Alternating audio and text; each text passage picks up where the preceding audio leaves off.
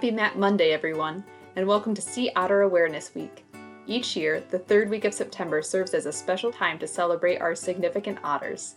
This week is meant for showing support for our zoological and educational institutions, governmental agencies, and communities that do pretty amazing things to ensure the protection of our sea otter populations and habitats.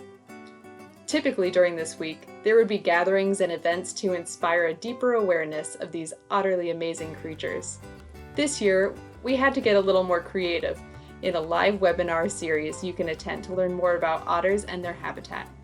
Thankfully, you can also count on Map Mondays to continue to share stories and science about species like the sea otter.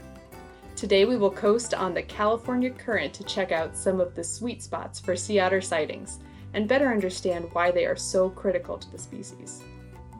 Southern sea otters are currently found from Año Nuevo to Gaviota, California. Unfortunately, this is just a fraction of the range sea otters used to inhabit. Intense hunting throughout the 19th century nearly wiped out the species in California, except for a small remnant group along the Big Sur coast.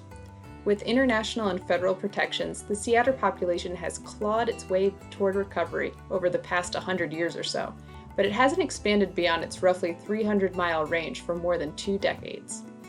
Any chance of reclaiming their full historic range depends on navigating threats from white sharks and oil spills, surmounting challenges from land-borne diseases, and achieving true coexistence with humans. However, there are still some areas that are significant for sea otters. For example, major research stations in Santa Cruz and Monterey Bay serve as hubs for sea otter science and contribute to sea otter conservation and recovery. There are great viewing areas in Elkhorn Slough, an estuary that extends inland from the middle of Monterey Bay coastline in Monterey Harbor and all around the Monterey Peninsula. This year's theme for Sea Otter Awareness Week is Bridging the Gaps, signifying the gaps in our knowledge for how to best protect our marine ecosystems and vulnerable species. The logo is a bridge, also symbolizing the critical role that sea otters play in maintaining the strength, diversity, and productivity of kelp forests and estuaries.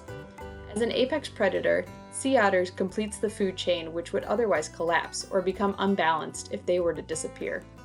To prevent that from happening, Defenders of Wildlife is working with local communities and Sea Otter Savvy, a program educating Californians on how to behave responsibly around sea otters, to foster sea otter stewardship along the coast, and educate the public on the importance of sea otters and other California wildlife.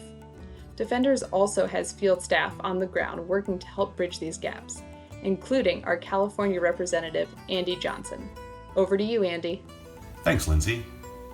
Jenna Benthal at Sea Otter Savvy envisioned an online tool that would not only show people where to learn about and view sea otters in California, but would also highlight places where people tend to disturb sea otters the most. Defenders of Wildlife's mapping experts stepped in to create a story map that realizes Jenna's vision. Because of the one-dimensional nature of the California coast, researchers have established locations within the sea otter range using the ATOS line, ATOS, which stands for As the Otter Swims. This linear axis consists of points spaced at 500-meter intervals along the coast.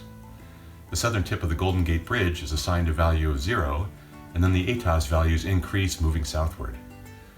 The northern extent of the southern sea otter range, which lies at Pigeon Point, just north of Point Año Nuevo, sits at ATOS 162, and the southern end of the range lies just southeast of Gaviota State Beach at ATOS 1162. So the idea behind the story map is for visitors to float down the coast along the ATOS line and pick up engaging sea otter stories and information along the way. Back to you, Lindsay.